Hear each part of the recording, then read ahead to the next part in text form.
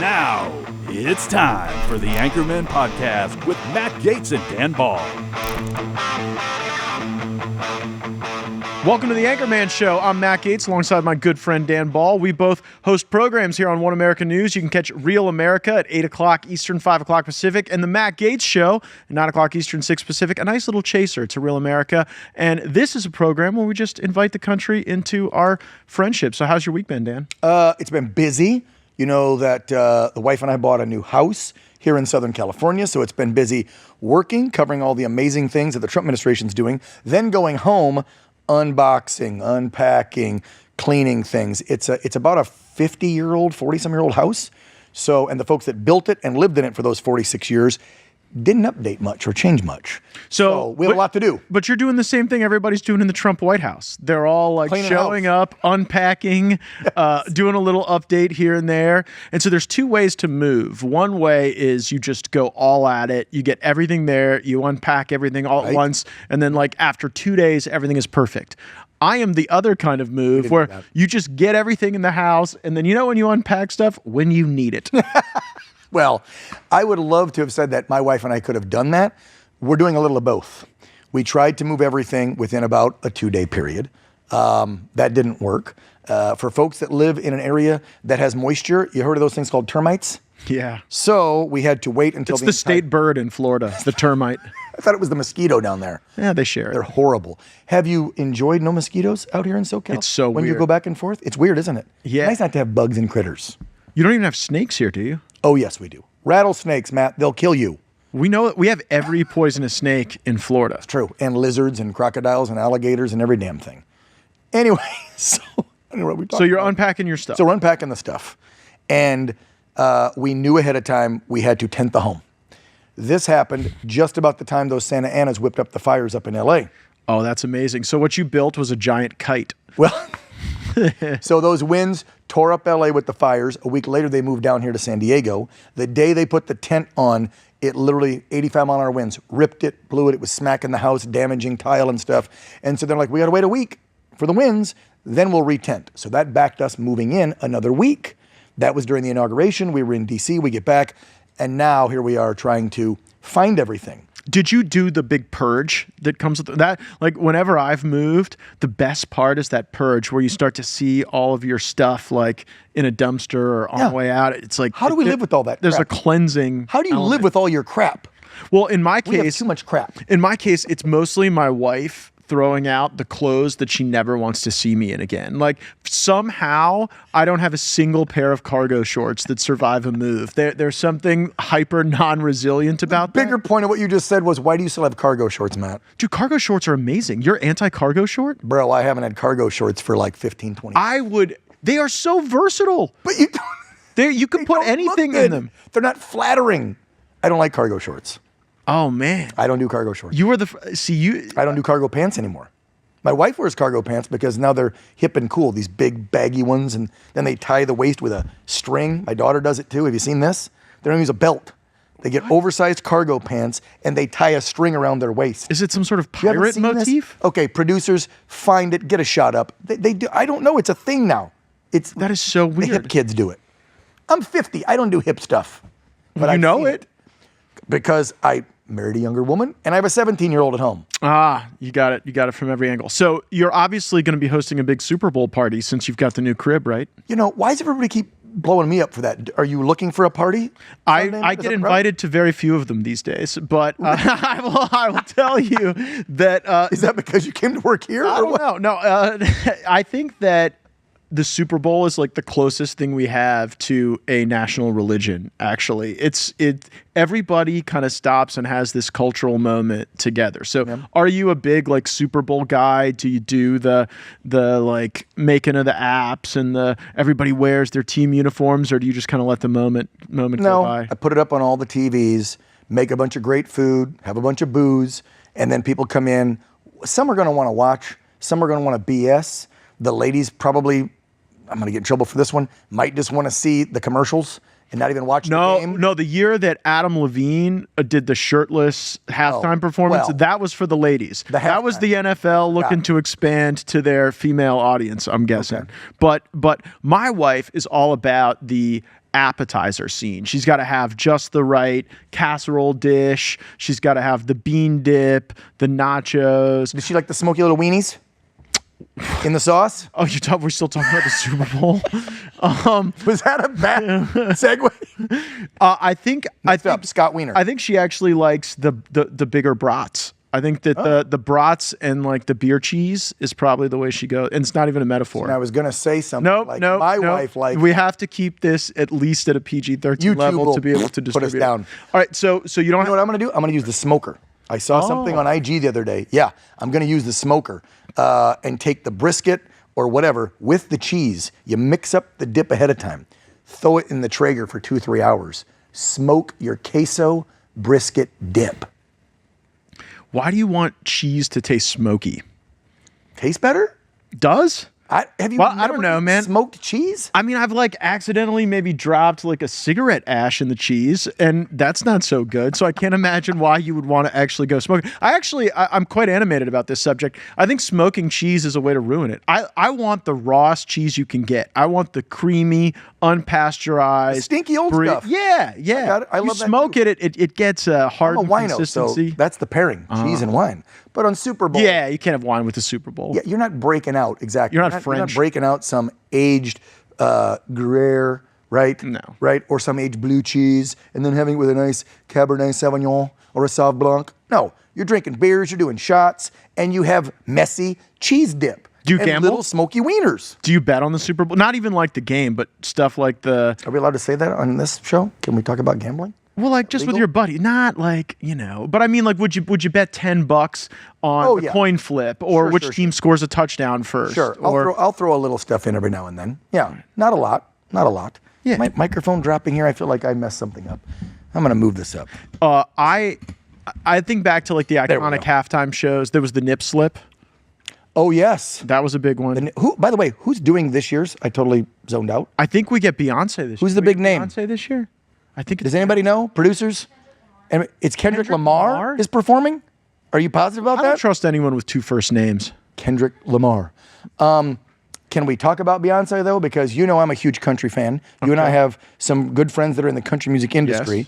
And I can tell you, and I won't throw them under the bus, but they probably wouldn't care. But a lot of these good old country boys that I know, pretty pissed off that Beyonce got that Grammy the other night.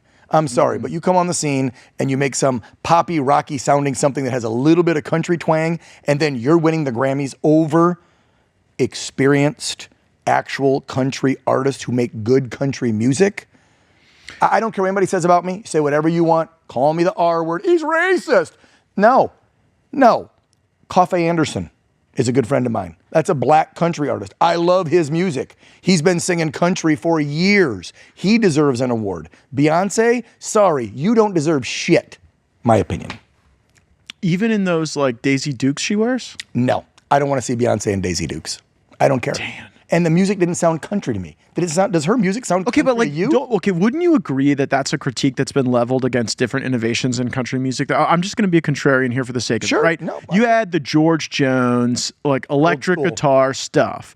And when they saw Hank Williams Jr. come on the scene, it was my like favorite artist, by the way. By the way, I mean Hank Williams Jr. literally wrote him when he came on. Yeah, he wrote the song "Family Tradition" about the fact that people rejected him.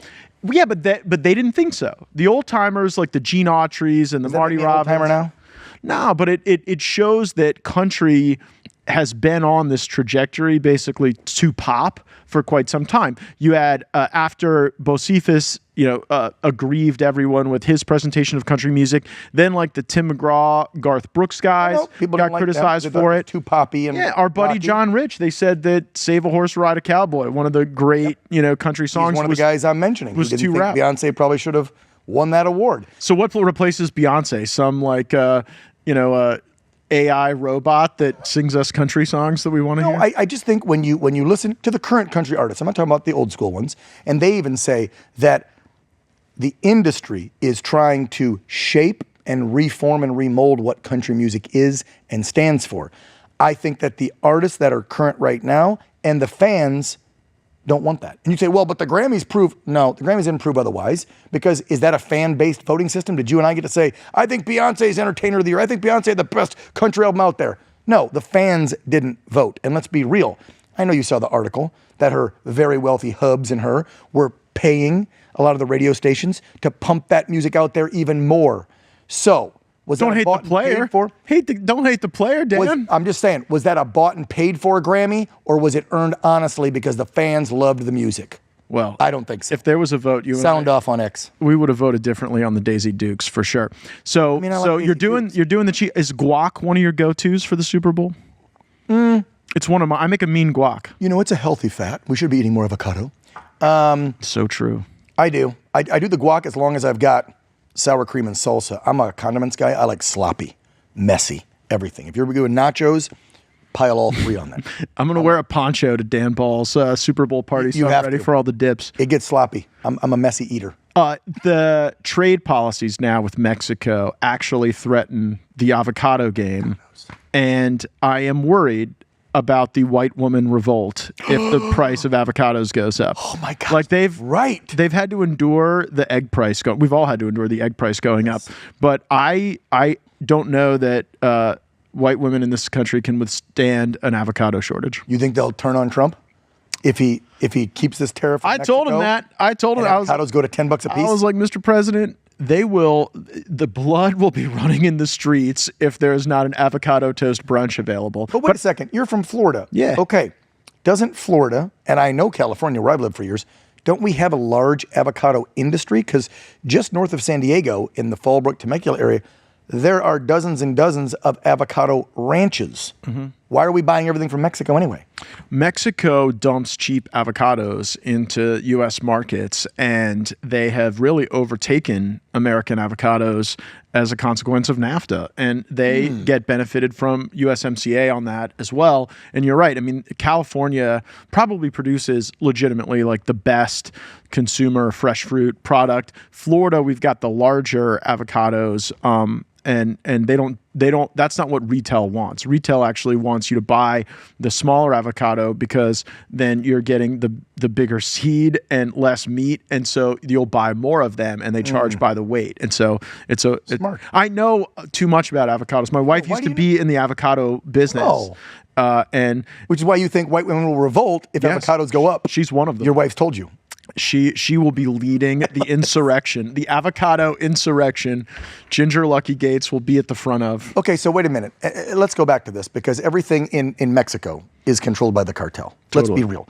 I mean, you can't get stuff in and out, and I don't care if they're saying, oh, no, the military's there, police are there, government officials are there. All three of them are either on the take or they're being threatened by the cartel. Like, here's a picture of your family, we'll kill them, so do what we tell you to do. So why and how can we even do any business down there anymore? And I'm so glad Trump made them a terrorist group. Doesn't that mean we can just go in and take them out? Yeah, but then what happens next in Mexico? I don't know. Maybe they try to actually have a legitimate government that isn't corrupt as hell and help their people? Yeah, I mean, I don't know. Wow, what a novel idea, Mexico. I think the problem with that is the Mexicans, principally.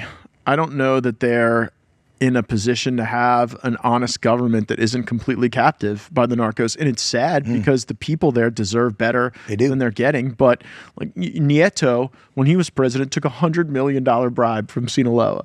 So you've got to ask yourself, like the guys who've come since Nieto, do you think they weren't offered the bribe, or do you think they didn't take it? That's my point. When I listen to this Claudia Sheinbaum, the new president of Mexico. How do you get elected with that last name in Mexico? That's what I'm wondering. You couldn't get elected with that last name in Miami-Dade County. Yeah. But you could get elected in Mexico and the last name Sheinbaum? What do you make of her? She's got to be on the take. Well, we saw her fold just like Trudeau in this last week, right? True. It was, oh, nope, stuff's going to go up from Canada and Mexico coming to America because President Trump's threatening these tariffs. And then within 24 hours, I think, of threatening them with the tariffs, they both sent thousands of troops to both borders to help close the border down, and the tariffs are on hold for 30 days.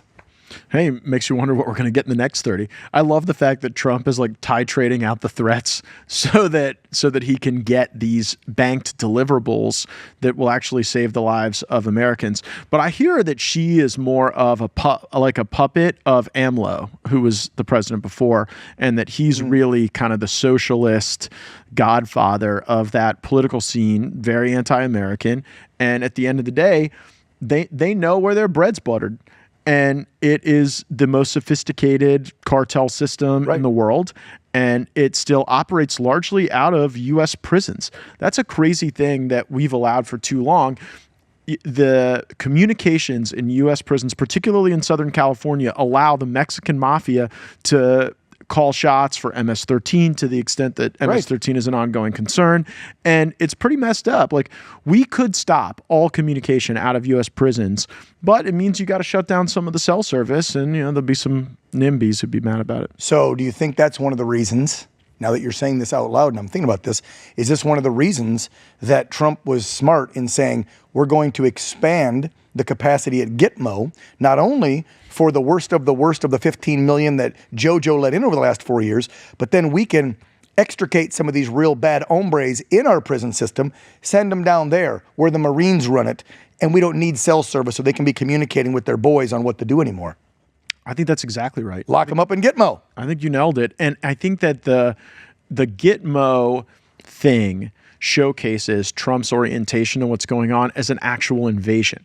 If you view it as just a regulatory process by which you have to ascertain asylum or not asylum, then I don't think you activate the Gitmo solution. The Gitmo solution says we're being invaded, and we're not going to house the invaders in your neighborhood when we don't know very much about them, and far too many of them are causing Americans to lose their loved ones and to suffer other unnecessary pressures. And I actually think it's also a big part of the deterrent. Like, you notice that just in weeks, Trump has driven down the encounters at the border by like 35%, probably in a month, in a couple weeks more, that'll be down by half and more because they know there's no real incentive to come here and stay forever.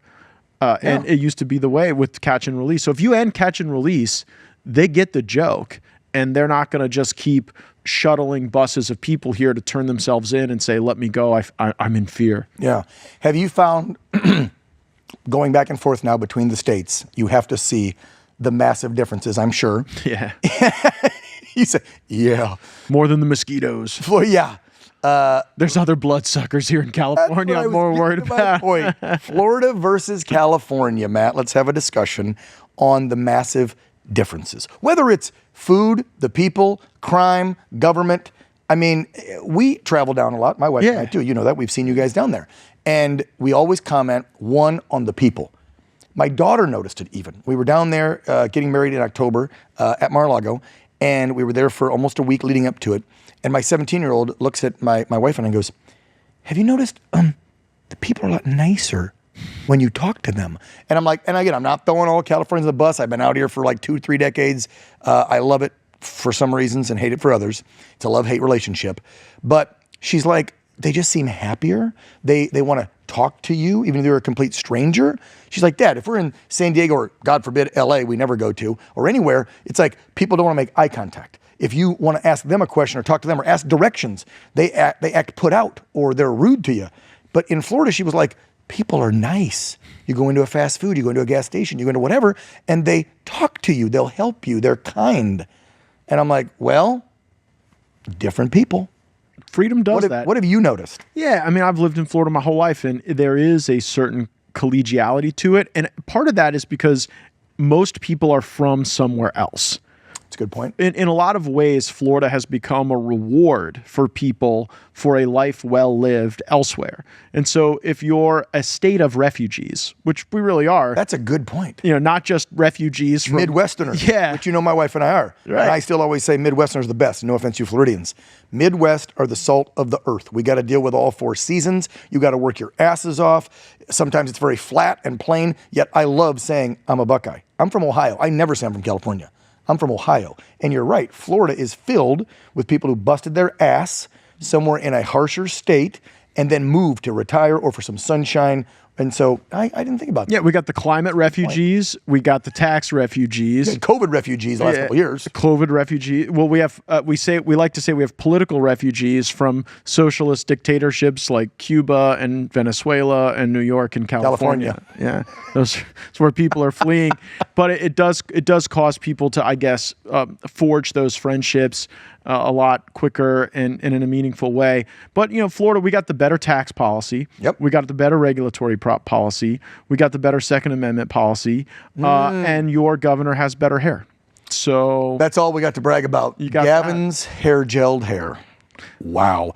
You just brought up Second Amendment. Don't make me go there, because that's one of my biggest, look, for 32 years, I've done this job, media. Started in the military, grew up on a farm in a small Midwest town.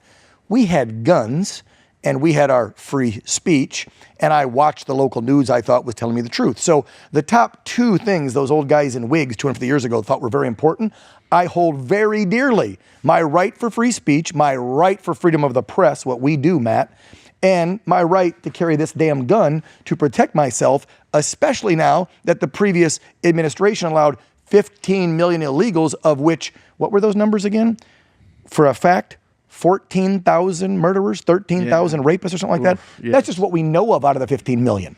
So, and if I'm not in a freedom-loving state like Florida or Texas, where you can constitutional carry or open carry, like in the Lone Star State, I think that deters the bad guys. Here in Cali, they don't even want you. New York, they don't want you carrying. And so you're like a sitting victim for the bad guys. Yeah, then they know it. And they know it. That's the problem. That's why I wish we had open carry in Cali like Texas, because then I'd be like just big, huge, 6-inch barreled 44 Magnum. I'd just carry that sucker right there on the hip every day and be like, okay, try me. Keeps everybody polite. You smash and grabbers, try me. So I want to delve into what is the right gun policy, because there's some different arguments on that. Yep. We used to be a conceal carry with a permit state. And then in Florida, we went to a constitutional carry. Yep. So you don't have to rent your rights from the government. Amen. But we didn't go open carry.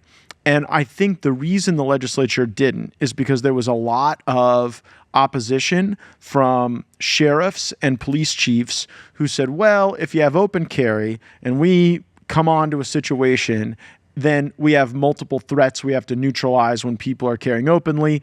And then there were other people who said, well, actually, conceal carry is better than open carry, because then you never really know who has a gun. And so you're more likely to, I guess, stay polite or whatever. But I worry about even giving that choice to the government. Like, if I had my way, I would have almost no gun laws, and I would leave that to the individual, because I think that's where the Constitution reposes it. But do you think you're safer if you're wearing that gun openly and everyone can see it, or like the fact that anyone could be concealed creates more of a safety dynamic? Well, here's the deal.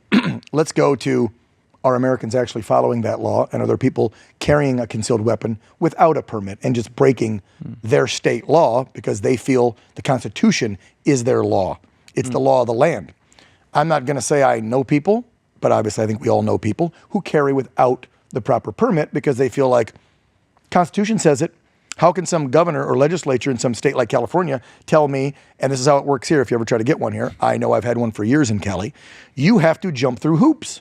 You have for people that are in freedom states, what do you actually have to do to be able to carry here? So in California, every 2 years for your initial one, because now I'm on my third renewal or second renewal. I've carried for like 6 years, something like that. So first time you go in, first of all, it's a few $100. So you have to pay for your right to do it. Seems odd.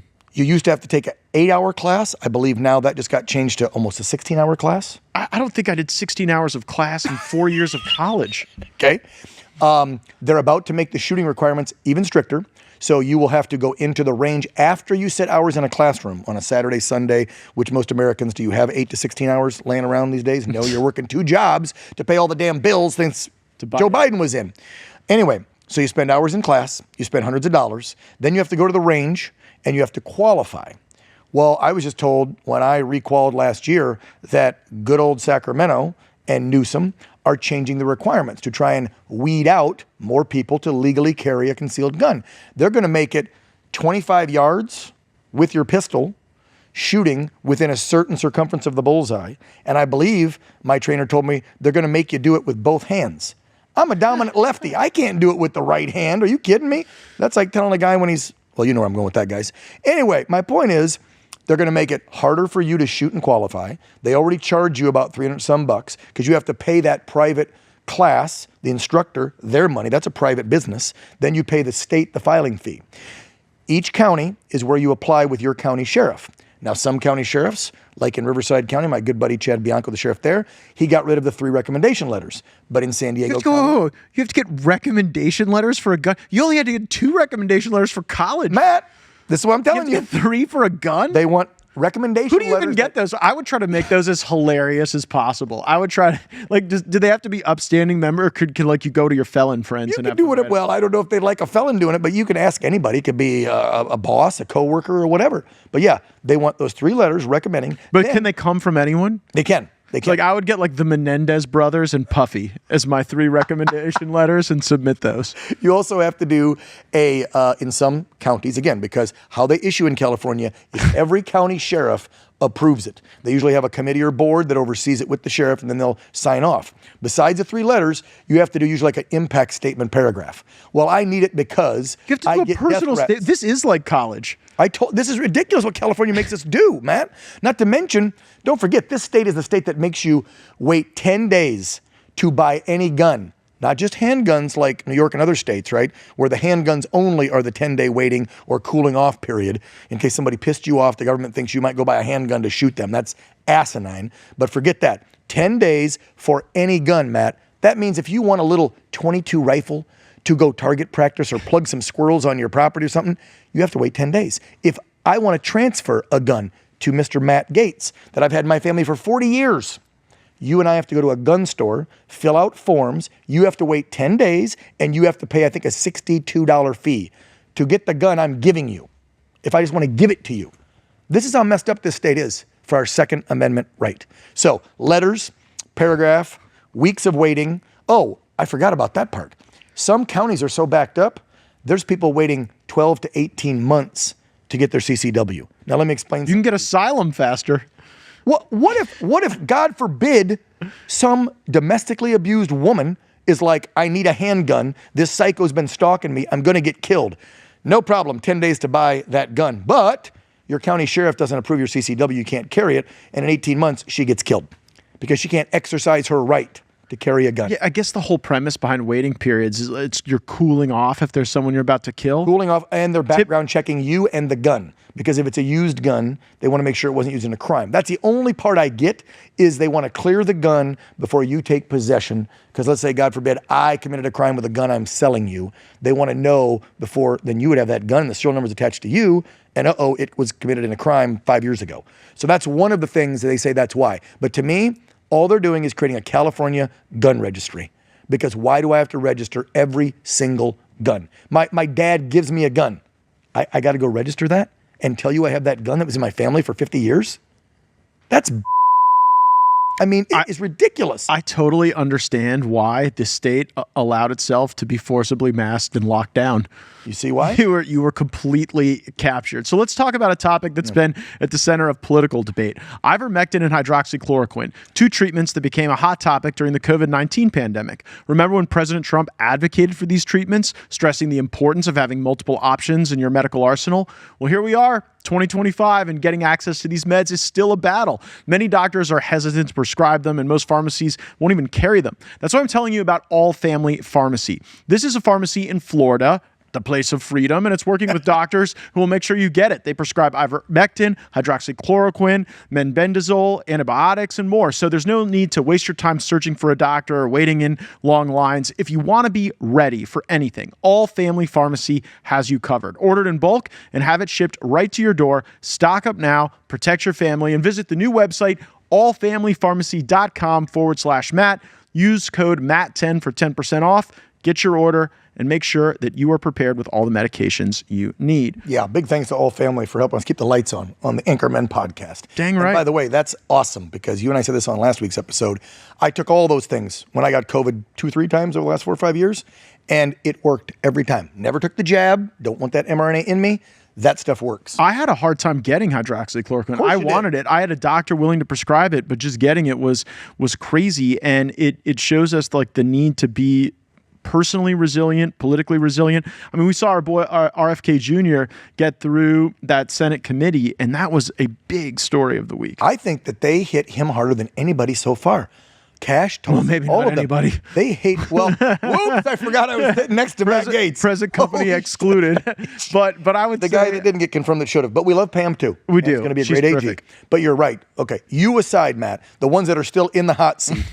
I think RFK took the biggest hit because there's senators and House members on both sides of the aisle that love taking that big pharma money, and that's why they don't want RFK in there.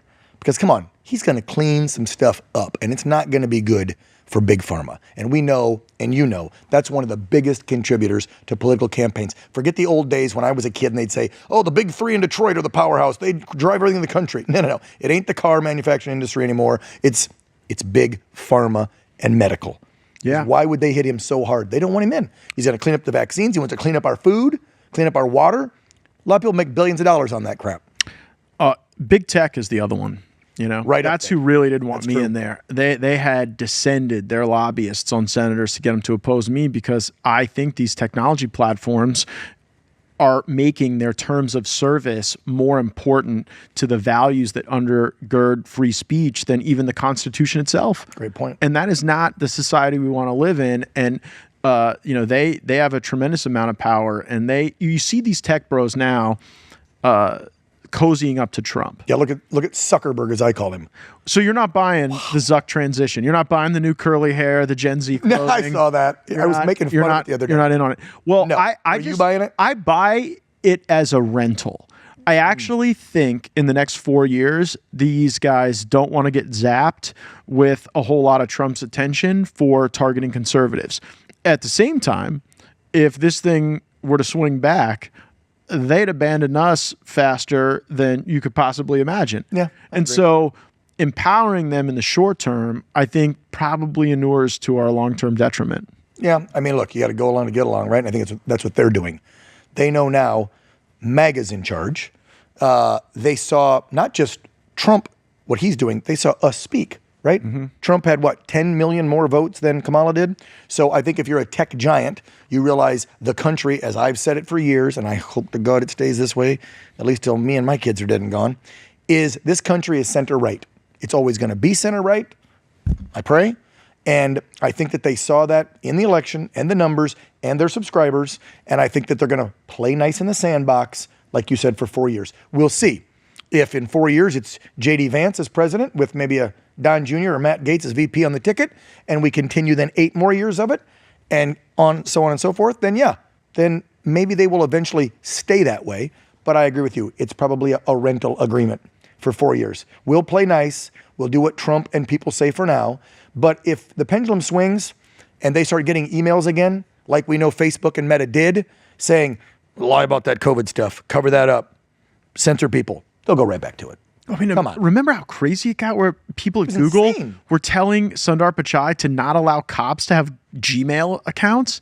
It got wild. And when you think about the power that these like genderless woketopians who live in San Francisco wield, it is scary to the rest. They wield the power of information. Big Pharma wields the power of billions of dollars. Yeah. So you're right. Those two are the most probably going to be detrimental to our society moving forward unless we can get a handle on both them. Big tech and big pharma. Because if you're brainwashing them with the information and then you drug them up on the drug, it actually goes well together. We're going to have a bunch of damn dumb sheep in this country, which there's already millions of them. But think about that. If you're taking your Xanny bars and your Ozempic, so you're all chill while you're all skinny and eating away your muscles and tendons, and then on this device, all you do is get lied to about left-wing BS, what are you going to become in a few years? Democrats. You mentioned the Ozempic. It's so funny how that dynamic. How'd you lose your weight? Because I lost my weight with hard work and diet. Well, I found a little, but I coffee is really the key for me. I try to substitute meals with coffee and long walks, and it sheds off. You didn't have to go take Ozempic and ruin your. Well, also when you cut system. the booze. there's no faster way to lose weight than to just like stop drinking for a few months entirely. Not even a sip of wine, sip of beer. We're not going to be doing that. I'm not giving the vino up, Matt. Dan's not giving it up, especially before the Super Bowl. What a terrible thing for me to say to our audience before the Super Bowl. Yeah, come on. This making is everybody a bro feel guilty. show. Drink all you want on Super Bowl Sunday. But don't shoot up the Ozempic, man. Everyone who does that looks like they have Ozempic face. They do. Okay, right? you know where I first Mike noticed Pompeo definitely took Ozempic. You think? Oh yeah. There's no way. The guy looks like a beach ball that was deflated. I noticed it first. Peyton, my wife, and I were watching, speaking of football, we're watching the roast, right? We're watching the roast of Brady, Tom Brady, on Netflix. And when Ben Affleck walked out at the end of the roast, I didn't recognize him. And I'm like, that boy's on Ozempic. Because you saw the recent study, a week or two ago? Not only does it eat the fat, it eats your tendons and muscle tissue. And then some woman just came out, some social media influencer gal who's young said she took it. She now has osteoporosis and some bone disease. She took it 13 months, 1 year. Why the hell would you take this? We had a family member who took the generic version of it and she lost her gallbladder or something she had taken out? Her gallbladder had to be removed because of a generic Ozempic, and she only took it for 5 months. Generic Ozempic. Stop taking this. Work out. Go to the gym. Eat right. What's the workout routine for Dan Ball? Lately, because of the house, none. And the wedding and the election and the holidays. Chasing your termite tent around? Yes. Prior to 3 months ago, it was 4 days a week, at least, at the gym. Lifting weights, minimal cardio, because I'm a little guy already. But just lifting weights and eating right. What Ginger always tells me is cardio is so overrated. It is. I've always felt that way, but for different reasons. but that it's the lifting of the weights. Cardio. But it's the lifting of the weights that like really builds muscle and actually eats the fat, right? Doesn't the muscle eat the fat? You can burn into both if you're not adding enough calories, and that's hard. For me, I would work out, and I had a trainer years ago, and I'm like, okay, why am I not putting on more bulk? He's like, well, first of all, your age. When you get past 40, it's harder. I'm 50. But two, he's like, are you eating like 4 meals a day? Are you having shakes and protein in between? Like if you're not taking in 3,500 calories or 4,000 calories, if you're lifting 4 or 5 days a week, you won't build anything. And then you'll just burn through what you're trying to create. And I can't eat that much. Like you have to eat a lot if you really want to build. Screw you. No, you can't eat that much. I could shut down McDonald's, a Chinese buffet. I'm talking about healthy food, Matthew. You sound like one of those skinny bitches who's just like, like I eat whatever I want, and it's just so hard for me to put on weight. No. Anybody that knows that's watched this talk show the last 4 or 5 years that I host on OAN knows I was a little pudgier. Even the bosses here at the network, they're like, "You're good on TV. You lost some weight. Good on you." And I'm like, "Yeah, thanks." Being on TV keeps you a little focused on it. Yeah, let's see. Let's talk to Matt. You've been on TV now for a month solid. You have to look at yourself every day for an hour. Don't think you're not going to become your own. You look at yourself when you're on TV? Well, it's right in front of you. How do you not? Look at these monitors. I look at the guests. I'm always like... if I looked at myself, I'd be too distracted. Well, I'm not saying I look at myself to go, hey, look at that guy. No, but you do a lot of things. I look and I go, shit, that hair's out of place. Oh, the makeup sucked today. Yeah, this tie doesn't match that. Because I'm trying not to distract the viewer. This is something I got taught years ago in DINFOS, the Defense Information School of Journalism in the military. And our broadcast journalist professors, unlike woke colleges, said, look, your on-air presentation, and again, podcasts are different, you should look, and this doesn't have any ego or anything, you should look flawless, and you shouldn't have distracting things on your body, which is why they tell female news anchors, don't wear big dangly earrings. Guys, don't wear loud, crazy-ass ties. Don't have your hair all out of whack. If the viewer is paying more attention to something you have on your person or how you look, they're not listening to you, Matt. Do you think the same is true, like just in a job interview or an interpersonal interaction, that the more you can kind of be understated on that? Because the opposite of that is the peacocking, right? That the way you get noticed in a crowd is the big flamboyant tie or the hair that's going crazy. What are you applying for? You applying for a Hollywood role in some new movie and you're going to audition, so you want to be out there? Or are you applying for a desk job at the IRS? Like if you go in and you've got stuff... Yeah, most people just want to make a positive impression. Exactly. Whether it's a first date or whether it's a job. This is something I got told 32 years ago. Do not distract. That was the word they used. Don't distract from the information you're trying to provide. So if you notice, I try to look pretty well groomed every day. I get the hair cut every 3 weeks so it stays in check. And I try to wear pretty simple. A lot of red, white, and blue are my jackets and ties and shirts. And I don't wear any outlandish jewelry or do something crazy with my appearance because I want them to listen to what the heck we're telling them. Now, this podcast is different, but on our political talk shows, we're giving them and we're spitting a lot of truth to power, and they need to hear it because they don't hear it on CNN or MSNBC or the big old three. So, yeah, don't come in and have a mohawk shaved next week and an orange suit because nobody's going to talk about what Matt told them about how corrupt Congress is. They're going to go, what the hell was Matt Gaetz wearing?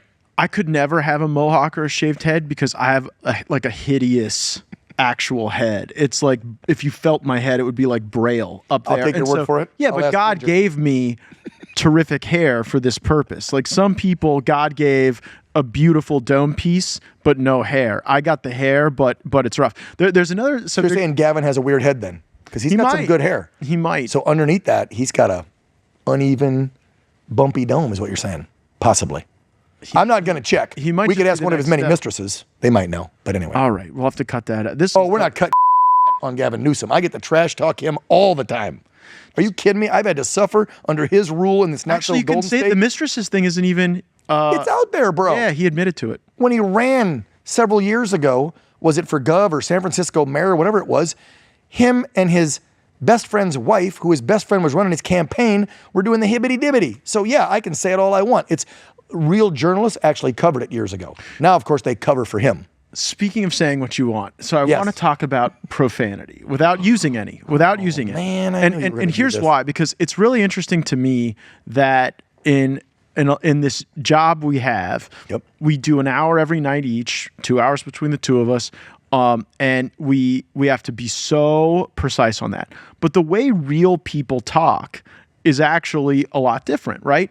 And I wonder about this because when I was doing sports as like a kid, like the coach that screams the F-bomb at you every minute, win. Well, I don't know if that cuts through as much as like the one what I would ascribe to more is like that one well-placed F-bomb or that one well-placed GD or that one, I think that when it's used like to salt the meal of oratory, it can be quite effective, but if it's overused, it shows a certain lack of creativity. So like what is a right amount of profanity, not for this job, but just for life? Yeah, I think it depends on the situation. I think, and to your point, you think about Trump's speeches. He'll talk for 90 minutes on the stump when he was campaigning, and then in the middle or at the end, he'll throw out everything woke turns to but the whole speech he didn't curse. That's what you're talking about, that perfect placement. Oh, he'll put the F-bomb in. Oh, he will He was like, the climate change, they're gonna melt the ice caps and the ocean will go up 1 effing inch. And I was just like, sir, this is turning point. There's students here. He doesn't care. No. And we've had private conversations with him, he throws in some F-bombs. Oh, well, Trump, to be clear. He's a New Yorker. Yeah. Come on. Trump speaks like a Queens construction worker. And there's nothing wrong with that. Here's my whole thing. I've been in 2 businesses, if you will, in my whole life, the military and journalism. Do you know what people sound like in the military? Do you think we sit around not cursing? And then you've been in a newsroom for a month. Do you think news people don't sit around when the mics aren't on cursing like drunken sailors? Hell yes, we do. They just act all prim and proper when they give you the news. It's a lie. It's a facade. So is there a proper amount of profanity? No, I don't think so. I think it's a situation, it's the person, it's your surrounding, read the room, but also, I just don't anymore. And so, yeah, I like to throw them in now and then because I want to show people that I'm real. I speak this way if I'm at home. I mean, if I'm pissed off about something, yeah, I throw in a bunch of colorful metaphors, and I could say it that way, or I could just say I throw in a bunch of F-bombs. Because that's how upset I am about the way my country's being ran the last 4 years. And so, yeah, I stepped up my profanity a bit because I'm upset about it. And I think the majority of Americans are too. And I get, as Christians, we're not supposed to. So give me my vice. My vice is I like a few 4-letter words, Matt. And vino. And vino. Okay. Are you a red guy or white guy? 2 vices. Depends the situation. Really? If it's 100 degrees out here in SoCal, you think I'm going to be drinking a big, heavy cab? No. So you go... I'm going to bust out a white. So for me, it's the Sauvignon Blanc. I like the citrus, like during the day. Gin I like Shards better. Oh, okay. Do you go buttery Shard or like the sharp... Depends what I'm eating. Depends. I told you, complex puzzle. I'm a wino. Listen, and I don't mean that like I drink a lot of wine. I've gotten into it. I've traveled to different wine regions. I've had buddies that are sommeliers, and I really studied wine. Like I love it a lot. Like there was a point several years ago before I got busy with this job that, and my wife can tell you, I would sit there, don't show me what it is, let me taste it. And if it was California anyway, because Europeans are tough and different, I could tell you the varietal and I might even get the region. I could be like, that's a Merlot. That's a hell of a That's party a Pinot trick. Noir. That's a Cabernet Sauvignon. And then I could tell, this is when I was going to Napa a lot, I could be like, that's Central Valley. That's Monterey area. That's not Napa. That's a Napa Red. I was getting pretty good for a while. I like wine. It's good. Come on. Jesus turned the water to wine, Matt. Oh, I'm here for the wine. I was not a big wine drinker, but my wife being a Californian, you're right. Like you do learn and pick up, and it's a thing people understand to a greater degree. You don't have it in Florida. You don't have the temperature for it. The weather's Nah, man, we got like prison toilet wine is what we have in Florida. Well, I think we have muscadine wine. We have that weird little grape that turns into a sweet wine, but I wouldn't like clean my come socks over with to it. come over to the ranch. We'll enlighten you on some. I can't believe you can California like V. tell the varietal from tasting it. I think I have producers who can do that with marijuana. Well, it's California. Yeah, who can like, this is a Blue Dream, this is a Sour Diesel. You can blindfold them, handcuff them, and they know once the effect, that's a sativa, that's an indica, that's a Effect, hybrid. they can tell by the Not that I taste. know anything about marijuana. Anyway, this is going to be a totally unusable podcast by the time we're done with it. it's a podcast. Is there Matt. anything else the FCC is against? Drugs, weed, wine, profanity. We're like on the FCC blacklist bingo card on this program. We told people when we started this is not a political talk show. No. It's a podcast with two friends talking about, and by the way, I forgot to look at comments before we came on. Did you see any comments of things we were supposed to address? So I saw so many viewers? people loved it on my platforms. Like as of the time of filming this, we had over 130,000 views, which is incredible. Thank you. Share, view, make sure everybody Like a gets our 500,000 content. impressions in like a day. Yeah, it was awesome. It jumped. And Thank you, people. People loved the set. So big props to the crew. Everybody Yep. thought this was Thank you to the Herring family a for dope setup. buying us some stuff. And I have noticed that there is a tchotchke arms race underway that I'm losing. that if you look behind Dan, you've got the challenge coins, you've got the hats. What are those awards? oh, my bookends up there. Yeah. Okay, so take the wide shot. Who's in the back today? I don't want to say the wrong director's name. Those little tchotchkes up top. Grab one. You can get one. We can't see it. It's too wide. By the way, did you see the pillow that my friend sent me? I'm kind of a big deal. I mean, what's the name of our show? Nice. Does this not fit in? Very legendary. I did not buy that. A friend bought it for me, okay? I did not buy that pillow for myself. All right, so tell me about this award. My friend Wendy and Rob, I'll give them a shout out, bought that pillow for me because they said that is very fitting that we're doing a podcast called The Anchormen. So this, my friend, is something that when you're a young journalist, here, you can get a close-up of this. There you go. When you're a young journalist, you hear about the Emmy Award. This is an Emmy. Oh my God, I got an Emmy. Yeah, I don't care anymore. They're bookends now. I thought they looked pretty good. What'd you win an Emmy for? Oh, I don't know. You don't remember the piece you won an Emmy? This one was for Best Morning Newscast and Show Coverage of President Ford Funeral, 2006. I've been in this a long time. The other one I think is for Best Hold on. Best Anchor. when I was in Vegas. What was it about your coverage of the death of former President Gerald Ford that was award winning? Well, if you can't tell, I've got a pretty good gift of gab. You turn me on like the Energizer Bunny, and I go. So it's just everybody else had shitty coverage of Ford's pretty much. funeral? Yeah, and I kicked their ass. No, look, small market Palm Springs is where he lived in Rancho Mirage, Southern California, and then he was buried close by.